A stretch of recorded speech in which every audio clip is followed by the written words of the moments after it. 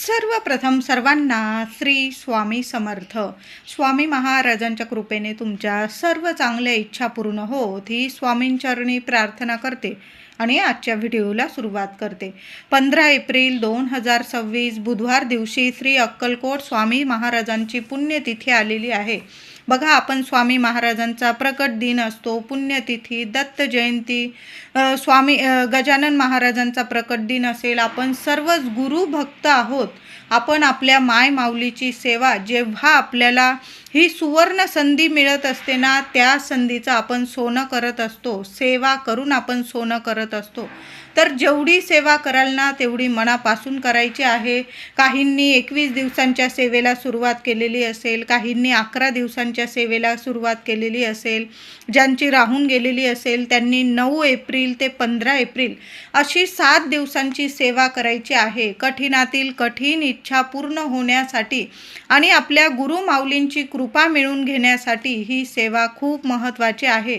काही नाही झालं ना तर 1 दिवसाचं एक पारायण जरी केलं ना तुम्ही तरीही चालेल. तर ते पारायण कसं करायचं? 1 ते 21 अध्याय श्री स्वामी चरित्र सारामृताचे या ठिकाणी बसून जर तुम्ही पठन केले, वाचले, पारायण केलं, एक सोन्यासारखे दिवस येणार आहे. कितीही कठीण काळ असू द्या, कितीही कठीण समस्या असू द्या, कठीण इच्छा असू द्या, स्वामी माऊली आहे, जाणतात सर्व काही. आपल्याला काय हवं नको आणि जे काय योग्य आहे आपल्यासाठी ते नक्कीच आपल्याला मिळून देत असतात. फक्त धीर महत्त्वाचा आहे आणि विश्वास महत्त्वाचा आहे. आपण सेवा करत नाही, आपली स्वामी माऊली आपल्याला निवडते. म्हणजे इतके सुंदर फुलं निवडत असते सेवेसाठी आणि त्या फुलांची एक माळ तयार करते. तेच म्हणजे आपण सर्व सेवेकरी. म्हणून स्वामी माऊलींची आपण सेवा करत नाही तर आपली स्वामी माऊली आपल्याला निवडत असते आणि सेवेकऱ्यांची एक माळ तयार करत असते. तर त्या माळेतलेच आपण एक फूल आहोत. म्हणून आपण सेवा करायची आहे. किती करत आहात याला महत्त्व नाही, महत्त्वाची आहे ती. तर आता 9 एप्रिल ते 15 एप्रिल अशी 7 दिवसांची सेवा करायची आहे. आता लहान लेकरं आहे, अजिबात वेळ नाही. तर त्या महिलांनी, दादांनी, विद्यार्थ्यांनी सर्वांनी रोज नित्य सेवा जरी केली ना, आपण नित्य सेवेत 11 माळी जप करतो, 11 वेळा तारक मंत्र पठन करतो आणि 3 अध्याय स्वामी चरित्र सारामृतातील रोज 3 अध्याय पठन करतो. तशा पद्धतीने जरी सेवा केली ना तुम्ही 9 एप्रिल ते 15 एप्रिल, आता नाही 11 माळी जप झाला तुम्हाला, नाही 11 वेळा तारक मंत्र पठन करता आला, 1 माळ जप करा, 1 वेळा तारक मंत्र पठन करा आणि 3 अध्याय जरी पठन केले ना नित्य सेवेत तुम्ही, तर 9 ते 15 एप्रिल असं एक का होईना तुमच्याकडून पारायण पूर्ण होणार आहे. सोन्यासारखे दिवस येणार आहे. ही नित्य सेवा का होईना प्रत्येकाने जरूर करायची आहे. त्याचबरोबर आता ज्यांना आहे वेळ त्यांनी 7 पारायण करायचे आहे. 9 एप्रिल ते 15 एप्रिल रोज 1 ते 21 अध्याय पठन करायचे आहे. श्री स्वामी चरित्र सारामृताचे 1 ते 21 अध्याय रोज पठन करायचे आहे. आता एका वेळी तुम्हाला 1 ते 21 अध्याय पठन करता येत नाही. त्यांनी काय करायचं? सकाळी 7 अध्याय पठन करा. फक्त दुपारी 12 ते 12:30 वाजता सेवा करू नका. ही दत्तगुरू महाराजांची भिक्षेची वेळ असते. या वेळेत सेवा करू नये. तुम्हाला काही मागणं असेल तर या वेळात तुम्ही मागायचं आहे तुमच्या इच्छा. तसं तर आपल्या माऊलीला सांगायची गरजच पडत नाही, पण तुम्हाला काही मागणं मागायचं असेल तर तुम्ही या वेळेत 12 ते 12:30 या वेळेत जरूर मागणं मागा. सर्व इच्छा नक्कीच पूर्ण होतील. तर तुम्हाला 7 अध्याय सकाळी वाचायचे आहे, 7 अध्याय तुम्ही दुपारी वाचा आणि 7 अध्याय संध्याकाळी तुम्ही दिवा अगरबत्ती करून वाचले तरीही चालेल. असं 3 बैठकीत सुद्धा तुम्ही एक पारायण करू शकता. म्हणजे 9 एप्रिल ते 15 एप्रिल असं तुमचं 7 दिवस 7 पारायण पूर्ण होऊन जातील. आता ज्यांना जमतं अगदी 1 ते 1.5 तासामध्ये आपले 1 ते 21 अध्याय पठन होऊन जातील. ज्यांना जमतं त्यांनी आवर्जून 1 ते 21 अध्याय एक मांडी पारायण करायचं आहे. ज्यांच्या मागे लेकरं बाळं आहे, ज्यांचे पाय दुखणं वगैरे असेल की एका जागी एवढं 1 ते 1.5 तास बसणं होत नाही, त्यांनी असं 7 अध्याय सकाळी, 7 अध्याय दुपारी, 7 अध्याय संध्याकाळी असं 3 वेळा जरी तुम्ही पारायण केलं आणि ज्यांना एक मांडी जमतं ना, त्यांनी आवर्जून 9 एप्रिल ते 15 एप्रिल असे 7 पारायण आपल्याला श्री स्वामी चरित्र सारामृताचे पठण करायचं आहे. आता 1 दिवसीय पारायण करायचं आहे आणि ते या जागी बसून जर केलं ना तुम्ही, खूप सुंदर अनुभव येतील. मी असं नाही म्हणत की आपण घरात पारायण करतो त्याचं फळ आपल्याला मिळत नाही, हीच जागा निवडायची का? तर काय करायचं आहे, तुमच्या घराजवळ बघा प्रकट दिन असेल किंवा दत्त जयंती असेल, आपले स्वामींची पुण्यतिथी असेल, या वेळात या काळात आपल्या घराजवळील तुमच्या घराजवळ जे स्वामींचं मठ असेल, केंद्र असेल, तिथं अखंड सेवा चालू असते. त्या सेवेत जरी तुम्ही सहभाग घेतला ना, तर आवर्जून सहभाग घ्यायचा आहे. बघा तिथं किती सेवेकरी असतात, आपण सुद्धा सेवेकरी झालो तर सोन्याहून पिवळं. आता तुम्हाला 1 दिवसीय पारायण करायचं आहे, तर काय करायचं आहे, 9 एप्रिल ते 15 एप्रिल आपल्या सर्वांच्याच घराजवळ स्वामी माऊलींचं मठ असेल, केंद्र असेल, तिथं अखंड सेवा सुरू असते. बघा तिथं बसून तुम्हाला 1 दिवसीय पारायण करायचं आहे. मग तुम्ही 9 एप्रिलला गुरुवार आलेला आहे ते 15 एप्रिलपर्यंत कधीही तुम्हाला पारायण करता येईल. फक्त 1 दिवसीय जरी पारायण केलं आणि तुम्हाला जर रोज वेळ मिळाला तर आवर्जून त्या अखंड सेवेमध्ये सहभाग घ्यायचा आहे. 9 एप्रिल ते 15 एप्रिल रोज तिथं जायचं आहे आपल्या स्वामींच्या माऊलीच्या दर्शनाला आणि स्वामींच्या केंद्रात, मठात, मंदिरात बसून 1 दिवसीय पारायण जरूर करा. 7 पाठ होत असतील तुमच्याकडून तर 9 एप्रिल ते 15 एप्रिल रोज एक पारायण तिथं बसून करायचं आहे. आपल्या स्वामींसमोर मंदिरात बसून पारायण करायचं आहे. पहिल्या दिवशी पारायणाला सुरुवात करण्या अगोदर 1 नारळ आणि थोडीशी खडी साखर स्वामी माऊलींच्या चरणाशी अर्पण करायचं आहे आणि बोलून घ्यायचं आहे की मी इथंच मंदिरात बसून श्री स्वामी चरित्र सारामृताचे किती पारायण करणार आहात, 1 करणार आहात, 5 करणार आहात, 7 करणार आहात किंवा जास्तीत जास्त असं तुम्हाला स्वामींचरणी बोलून घ्यायचं आहे. नतमस्तक व्हायचं आहे, मुजरा करायचा आहे, श्रीफळ आणि थोडी खडी साखर स्वामींच्या चरणी अर्पण करायचं आहे, संकल्प करायचा आहे आणि लगेच तुम्हाला पारायणाला सुरुवात करायची आहे. बघा केंद्रात, मंदिरात अखंड सेवेला सुरुवात होणार आहे 9 एप्रिल ते 15 एप्रिल. त्या सेवेत सर्वांनी सहभाग जरूर घ्यायचा आहे आणि पारायण पूर्ण झाल्यानंतर 15 तारखेला सुद्धा तुम्हाला 1 श्रीफळ आणि थोडी खडी साखर स्वामींच्या चरणी अर्पण करायचं आहे. म्हणजे पारायणाची तुम्ही सांगता करत आहात असं स्वामींना बोलून घ्यायचं आहे आणि 1 श्रीफळ आणि थोडीशी खडी साखर स्वामींचरणी अर्पण करायचं आहे. आपण प्रकट दिनाला जशी सेवा केली तशीच पुण्यतिथीला सुद्धा करणार आहोत. स्वामी माऊलींना जो गोडाचा नैवेद्य आवडतो तो नैवेद्य प्रसाद स्वामींना अर्पण करणार, नैवेद्य दाखवणार, तिथं प्रसाद वाटणार आहोत. गोरगरिबांना तुम्हाला अन्नदान करता आलं तर आवर्जून करा. बघा स्वामींची पुण्यतिथी इतका सुंदर दिवस आहे ना, जेवढी सेवा होईल ना तेवढी 15 तारखेपर्यंत सर्वांनी जरूर करायची आहे.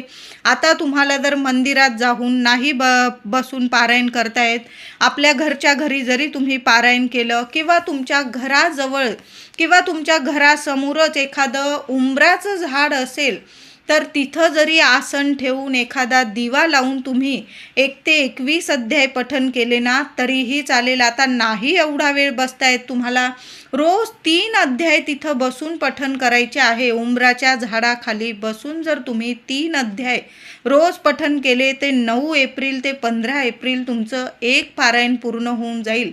पण बघा सुंदर सुंदर सेवा आहे. तुम्ही ही सेवा आपल्या मंदिरात, केंद्रात पण करू शकता किंवा तुमच्या घराजवळ जर उंबराचं झाड असेल ना तिथं बसून सुद्धा तुम्ही स्वामी माऊलींची ही सर्वात प्रिय सेवा, माऊलींचा प्राण आहे श्री स्वामी चरित्र सारामृत म्हणजे तर ही सेवा आपण उंबराच्या झाडाखाली सुद्धा करू शकतो. आता नाही उंबराचं झाड आपलं देवघर, तर आपलं सर्व प्राण असतो आपल्या घराचा. आपल्या देवघरात जरी बसला आसन टाकून दिवा अगरबत्ती करून घ्या आणि तुम्ही सकाळी सेवा करा, दुपारी करा, संध्याकाळी करा. एक वेळ ठरवून घ्यायची आहे केव्हा तुम्हाला वाचन करायचं आहे. तर तुम्ही तेव्हा म्हणजे 9 एप्रिल ते 15 एप्रिल एक वेळ ठरवून घ्या आणि पहाटे उठलात तुम्ही, लवकर उठून आंघोळ वगैरे केल्यानंतर लगेच जर पारायणाला लागलात ना, तर सकाळची वेळ तर इतकी सुंदर असते, सगळीकडं शांतता असते आणि अशा शांत आणि प्रसन्न वेळेत जर आपण स्वामी माऊलींची ही सेवा केली ना, तर खूप सुंदर अनुभव येतात. साक्षात आपली स्वामी माऊली कोणत्या ना कोणत्या रूपात येऊन दर्शन देऊन जाते. जिथं बघाल ना तिथं स्वामी माऊली तुम्हाला दिसतील. त्रासात असाल, स्वामींना हाक मारून बघा, कुठं ना कुठं स्वामी तुम्हाला दर्शन देऊनच जातील. कोणत्या ना कोणत्या रूपात येऊन तुमची मदत जरूर करून जातील. आता ज्यांना 11 माळी जप करायचा असेल रोज, तर त्यांनी 9 एप्रिल ते 15 एप्रिल रोज तुम्हाला जेव्हा एक वेळ ठरवून घ्यायची आहे, सकाळ किंवा संध्याकाळ. माझ्या महिला असतील, ऑफिसला जाऊन आल्यानंतर जरी तुम्ही सेवा केली शांततेत संध्याकाळी जरी सेवा केली, किंवा लहान लेकरं असतील ते झोपले वगैरे दुपारी वगैरे तुम्ही शांततेत जरी सेवा केली ना तरीही चालेल. पण तुम्ही 11 माळी जप करा. किंवा घरात एखाद्याचं आरोग्य नीट नाही, किंवा तुम्हाला काहीतरी मानसिक त्रास आहे, मन शांत राहत नाही, तर स्वामी माऊलींचरणी मंदिरात जाऊन संकल्प करून घ्या. एक नारळ अर्पण करा, थोडी खडी साखर अर्पण करा आणि स्वामी माऊलींना बोलून घ्या, मी 11 माळी जपाची सेवा करत आहेत, किंवा तुम्ही श्री स्वामी चरित्र सारामृताची सेवा करत आहात, किंवा तारक मंत्राची अखंड तारक मंत्र 11 वेळा तुम्ही पठण करणार आहात, याची सेवा करणार आहात. तुम्हाला बोलून घ्यायचं आहे. कशासाठी सेवा करत आहात बोलायची गरज नाही. आपली माय माऊली आहे, लेकराला काय हवं नको ते सर्व काही जाणत असते. फक्त स्वामींची सेवा करायची आहे. तुम्हाला काही मागायची सुद्धा गरज पडणार नाही. आणि एकदा का आपण आपल्या स्वामी माऊलींची एकदा पायरी जर चढलो मंदिराची, तर कुणासमोर झुकण्याची वेळ कधी आपली माय माऊली आपल्यावर येऊ देणार नाही. एवढा विश्वास ठेवून आपण आपल्या स्वामी माऊलींची मंदिराची पायरी चढायची आहे. तारक मंत्राची सेवा करत असाल तर रोज देवघरासमोर बसा, सकाळी करा, संध्याकाळी करा. असं नाही की आज सकाळी केलं मग उद्या संध्याकाळी करू शकत नाही. तुम्हाला जेव्हा शांततेत वेळ मिळेल ना, ऑफिस असतं, लेकरं बाळं, स्वामी माऊलींना सगळं माहीत आहे. आपण कष्ट घेत आहोत आणि त्यातून आपण स्वामींची सेवा करण्यासाठी अगदी मनापासून हृदयापासून वेळ काढतो. हीच तर खरी स्वामींची सेवा आहे. आपल्या स्वामी माऊलींना काय पाहिजे आहे आपल्याकडून, तर आपल्या स्वामी माऊलींना आपली भक्ती, सेवा आणि आपला वेळ हवा आहे. म्हणून थोडा का वेळ आपल्या माय माऊलीसाठी जरूर काढायचा आहे. मग सकाळी काढा, संध्याकाळी काढा, पण शांत चित्ताने आपण आणि आपले स्वामी.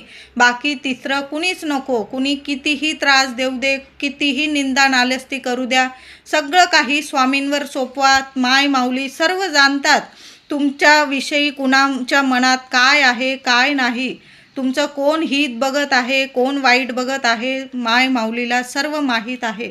फक्त सेवा करायची आहे. सेवेचं फळ 100 नाही 1000% मिळणारच आहे. तर आपण तारक मंत्राची सेवा करत आहात तर रोज दिवा अगरबत्ती करून घ्या. थोडंसं पेल्यात पाणी घ्यायचं आहे, आसन घेऊन बसा आणि उजवा हात त्या पाण्यावर ठेवायचा आहे. पिण्याचं पाणी घ्या आणि त्यावर हात ठेवा आणि अखंड तारक मंत्र तुम्हाला 11 वेळा पठण करायचं आहे. या सर्व सेवा करताना घरात मांसाहार, मद्यपान होणार नाही, याची सर्वांनी जरूर काळजी घ्यायची आहे. कुणाची निंदा नालस्ती होणार नाही, याची जरूर काळजी घ्यायची आहे. आपल्यामुळे कुणाच्या डोळ्यात पाणी येणार नाही, याची जरूर काळजी घ्यायची आहे. आणि मग सेवा करा, नाही तर कुठलीही सेवा करा. आणि या चुका जर होत असतील तर काहीच उपयोग नाही. मग नाही सेवा केल्या तुम्ही तरीही चालेल.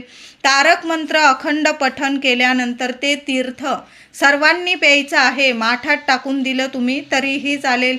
आणि घरात तुम्हाला नकारात्मकता वाटत असेल तर थोडंसं एक तुळशी पान घ्या आणि त्या तुळशीच्या पानाने सर्व ठिकाणी घरात संडास बाथरूम सोडून सगळीकडं ते पाणी थोडं थोडं शिंपडून द्यायचं आहे. पाणी शिंपडताना स्वामींना बोलून घ्यायचं आहे, माझ्या घरातली नकारात्मकता दूर करा स्वामी, माझ्या घरात तुमचा आशीर्वादाची, तुमच्या कृपेची छाया माया राहू द्या स्वामी. म्हणजे तुमच्या मनातील इच्छा बोलायची आहे, माझ्या घरात सर्व काही सकारात्मकता जाणवू द्या, माझ्या मनाला शांतता मिळू द्या, माझ्या घरात सुख शांतता समृद्धी नांदू द्या, लक्ष्मी नांदू द्या. असं बोलून तुम्हाला ते पाणी तुळशीच्या पानाने तुम्हाला शिंपडून द्यायचं आहे. श्री स्वामी समर्थ, श्री स्वामी समर्थ मंत्र जपत राहा. या तारक मंत्राच्या सेवेने इतक्या लोकांना लाभ झालेले आहे की ज्यांच्या कठीण इच्छा होत्या त्या सुद्धा पूर्ण झालेल्या आहे. बाधा असेल, रोगराई असेल किंवा कुणाची नजरबाधा झाल्यामुळे काही वेळा प्रगतीत सुद्धा खूप अडचणी येतात, त्या सुद्धा दूर झालेल्या आहे आणि भरपूर जणांना भरपूर लाभ मिळालेले आहे, भरपूर प्रगती झालेली आहे.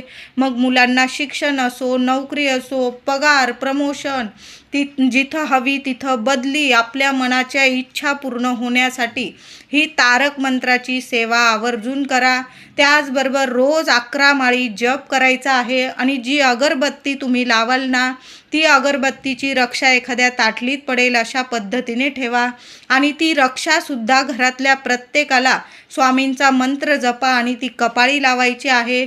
या विभूतीने सुद्धा बरेचसे जे आजार असेल किंवा मनाला शांतता मिळत नसेल, तुम्हाला कुणाची नजरबाधा होत असेल, या सर्व अडचणीतून सुद्धा मार्ग आपले स्वामी जरूर काढतात. त्याचबरोबर या 9 ते 15 एप्रिलपर्यंत घराजवळ जर उंबराचं झाड असेल तिथं बसून तर सेवा कराच, पण तिथं सुद्धा रोज एक तुपाचा दिवा लावायचा आहे, एखादा गुळाचा खडा ठेवा. सुंदर अनुभव येतील. व्हिडिओ आवडला असेल लाईक करा, शेअर